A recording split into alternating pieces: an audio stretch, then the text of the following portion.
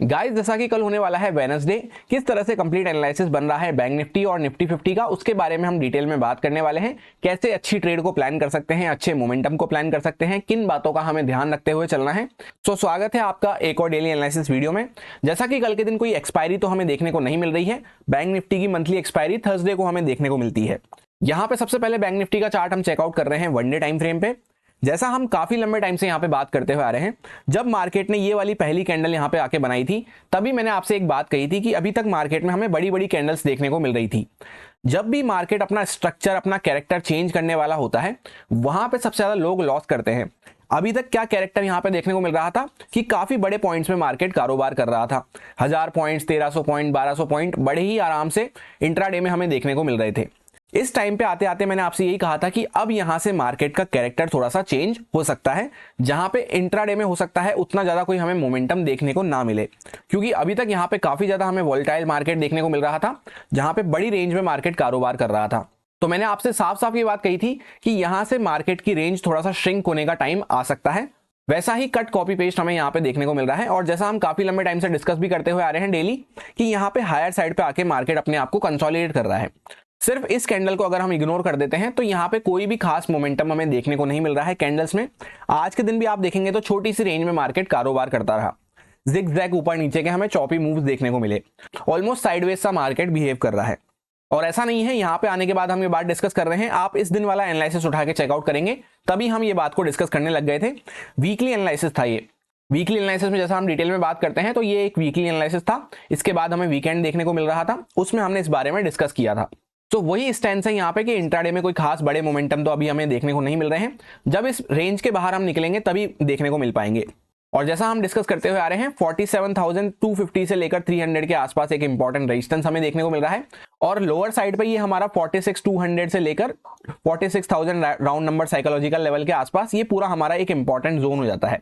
इसके नीचे अगर मार्केट सस्टेन करना चालू करता है तो यहाँ पे और थोड़ा सा करेक्शन हमें देखने को मिल सकता है, अच्छी खासी पैनिक सेलिंग देखने को मिल सकती है। इसके बीच में जब तक हम बने हुए हैं, मैं आपसे यही बात काफी लंबे टाइम से कहता हुआ आ रहा हूं कि यहाँ पे बाय भी हमें लेस अग्रेसिव होते हुए करना है और सेल भी लेस अग्रेसिव होते हुए करना है। न्यूट्रल माइंडसेट के साथ मैं यहाँ पे काम करने में इंटरेस्टेड हूँ। अभी भी यहाँ पे वही सेम स्टैंस कंटिन्यू रहेगा कि अगर हम इसी के बीच में घूमते रहते हैं तो यहाँ पे ज्यादा बड़े मोमेंटम के लिए हम प्लान नहीं कर सकते। एक बेस्ट ट्रेड कल के दिन हमें इस तरह से मिल सकती है कि मार्केट ने यहाँ पे लोअर साइड पे आके एक pause type of candle, doji type of candle बनाई है। डोजी टाइप ऑफ कैंडल ऐसी होती है जहां पे बायर्स ने भी कोशिश करी, सेलर्स ने भी कोशिश करी। कल के दिन वापस से मार्केट थोड़ा सा गैप डाउन खुल के या फ्लैट वगैरह खुल के इसका लो ब्रेक डाउन करना चालू करता है। तो यहाँ पे हमें मल्टीपल टाइम पहले भी सपोर्ट देखने को मिला, आज भी इसी लेवल के आसपास सपोर्ट देखने को मिला। यहां से अगर चार्ट ब्रेक डाउन करता है, प्राइस ब्रेक डाउन करता है, तो एक अच्छा खासा करेक्शन हमें देखने को मिल सकता है। अगर ऐसा नहीं होता है, मार्केट वापस से गैप अप खुल जाता है या फ्लैट खुल के ऊपर निकलना चालू करता है, तो छोटे छोटे मोमेंटम पकड़ते हुए हम प्लान कर सकते हैं, क्योंकि अभी भी मेजर रेजिस्टेंस के अंदर में हम बने रहेंगे। अब 15 मिनट टाइम फ्रेम पे हम आ चुके हैं एग्जैक्ट इंट्राडे कंडीशंस को डिस्कस करने के लिए। जैसा कि ये कुछ ट्रेंड लाइंस, लेवल्स वगैरह हम डिस्कस करते हुए आ रहे हैं काफी लंबे टाइम से। यहाँ पे ट्रेंड लाइन पे मार्केट सपोर्ट लेता हुआ चल रहा था, जहां पे बैक टू बैक 7-8 बार हमने सपोर्ट ले लिया था। ज्यादा बार जब एक लेवल पे मार्केट सपोर्ट या रेजिस्टेंस ले लेता है तो वो वीक होता हुआ जाता है। आज के दिन हमें इसका ब्रेकडाउन देखने को मिला। मार्केट डायरेक्टली इसके नीचे ही गैप डाउन खुला था हल्का सा, उसके बाद यहीं पे थोड़ा सा कंसोलिडेट करके, थोड़ा सा होल्ड करके, हल्का फुल्का रिटच करके वापस से एक स्ट्रॉन्ग सेलिंग हमें देखने को मिली, जहां पे इंपॉर्टेंट सपोर्ट जो ये हमारा लेवल लगा हुआ था डॉट, इस पे मार्केट टच करके वापस से धीरे धीरे करता हुआ ऊपर की साइड पे निकलना चालू कर दिया। कोई भी ऐसा ओवरऑल कोई बड़ा मोमेंटम तो हमें देखने को नहीं मिला। जिग जैग मार्केट पूरे टाइम पे बना हुआ था, जहां पे कैंडल्स के अंदर में भी हमें जिग जैग वॉलेटिलिटी देखने को मिल रही थी। ऐसा इसलिए है क्योंकि जैसा हमने डिस्कस करा, अभी एक ब्रॉड रेंज के अंदर में हम यहाँ पे बने हुए हैं, तो यहाँ पे कोई बड़े मोमेंटम हम प्लान नहीं कर सकते। और जैसा कि आज फिन निफ्टी की एक्सपायरी थी, कल ही हमने डिस्कस किया था कि लास्ट एक्सपायरी पे ही हमें एक बड़ा ट्रेंडी मूव देखने को मिला है, तो इस एक्सपायरी पे कोई बड़ा मोमेंटम हो जाए ऐसा तो मैं पर्सनली प्लान नहीं कर रहा हूँ। तो उस वजह से भी मार्केट पूरा यहाँ पे साइडवेज बना हुआ था, जैसा फिन निफ्टी और बैंक निफ्टी का चार्ट ऑलमोस्ट सेम सा रिएक्ट करता है। अब कल के लिए हमारा किस तरह से प्लान रहना चाहिए, तो सिंपली यहाँ पे दो ट्रेंड लाइन आपको देखने को मिलेगी। एक ट्रेंड लाइन इस तरह से चलती हुई आ रही है और एक ट्रेंड लाइन थोड़ी यहाँ पे स्टीप ट्रेंड लाइन आपको देखने को मिलेगी, जिसके आसपास हम यहाँ पे होल्ड करके खड़े हुए हैं। तो स्टॉप लॉस हंटिंग के नजरिए से सबसे पहले अगर हम देखते हैं तो नीचे की साइड पे यहाँ पे कुछ बायर्स के स्टॉप लॉस पड़े होंगे, क्योंकि इस लेवल के आसपास पहले भी मार्केट ने सपोर्ट लिया था। इसी लेवल के आसपास वापस से हम सपोर्ट लेके यहाँ पे डब्ल्यू टाइप ऑफ स्ट्रक्चर बनाते हुए ऊपर निकले हैं, तो यहाँ पे कुछ बायर्स के स्टॉप लॉस पड़े होंगे। उसके बाद थोड़े बहुत बायर सेलर्स यहाँ पे इस कंसोलेशन में आए होंगे, जहां पे हमने अभी यहाँ पे कंसोलेट कर रहे हैं। इसमें बायर्स भी होंगे, सेलर्स भी होंगे, और बाकी के कुछ सेलर्स के स्टॉप लॉस यहाँ पे ऊपर की साइड पे हमें देखने को मिल रहे होंगे। तो सपोज करते हैं कल के दिन मार्केट फ्लैट ही ओपन हो जाता है इसी जोन के आसपास, तो यहाँ पे मार्केट ऊपर निकलता है तो छोटा मोटा मोमेंटम दे सकता है यहाँ पे, क्योंकि वैसे भी हम मेजर ट्रेंड लाइन के अंदर में बने रहेंगे और ज्यादा कोई स्टॉप लॉस भी हमें देखने को नहीं मिल रहे हैं सेलर्स के। ऐसा इसलिए है, ज्यादा स्टॉप लॉस हमें कहां देखने को मिलेंगे, जब स्मूथली मार्केट एक साइड में या तो ब्रेकडाउन करता है या फिर ब्रेकआउट करता है। तो अगर फ्लैट खुलते हैं तो यहाँ पे छोटा मोटा मोमेंटम देके मार्केट साइडवेज हो सकता है या फिर वापस से रिवर्स कर सकता है। ज्यादा अच्छा हमारे लिए वो रहेगा या तो डायरेक्टली मार्केट कोई गैप अप खुले या फिर गैप डाउन खुले, क्योंकि फ्लैट में तो अभी हम यहाँ पे एकदम कंफ्यूजिंग लेवल के आसपास खड़े हुए हैं। यहाँ से थोड़ा ऊपर निकलता है तो मार्केट वापस नीचे आ सकता है, नीचे निकलता है तो थोड़ा वापस ऊपर आ सकता है, क्योंकि यहाँ पे वापस सपोर्ट आ जाएगा, ऊपर वापस से यहाँ पे रेजिस्टेंस आ जाएगा।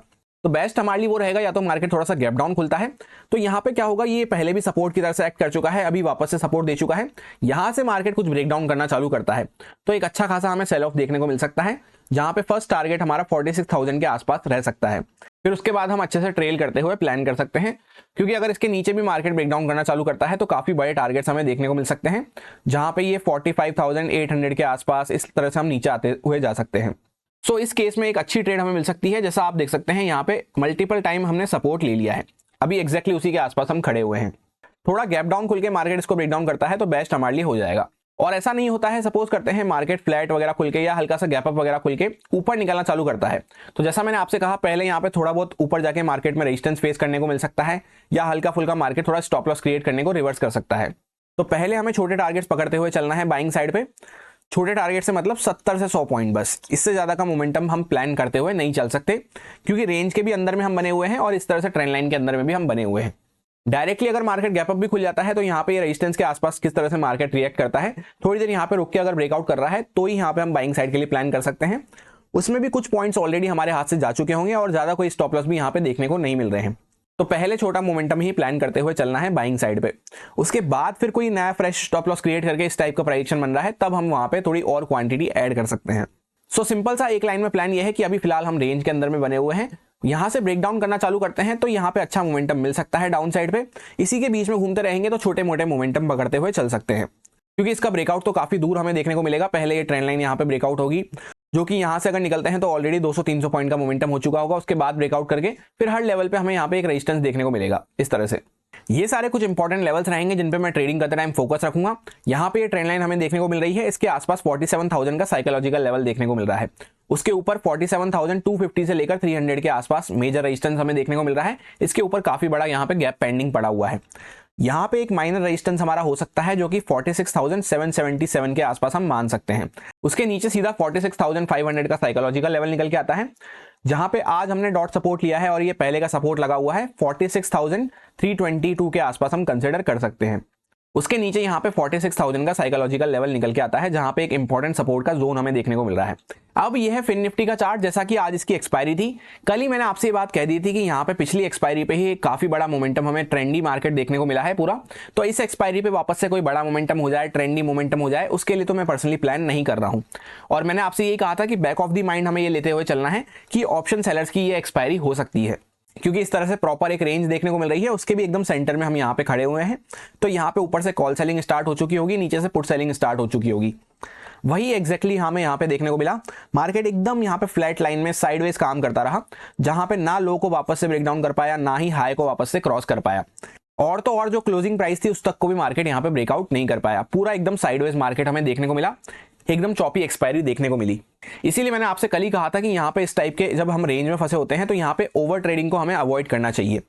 ये ऐसे दिन होते हैं जहां पे ऑप्शन सेलर्स को ज्यादा बेनिफिट मिलता है।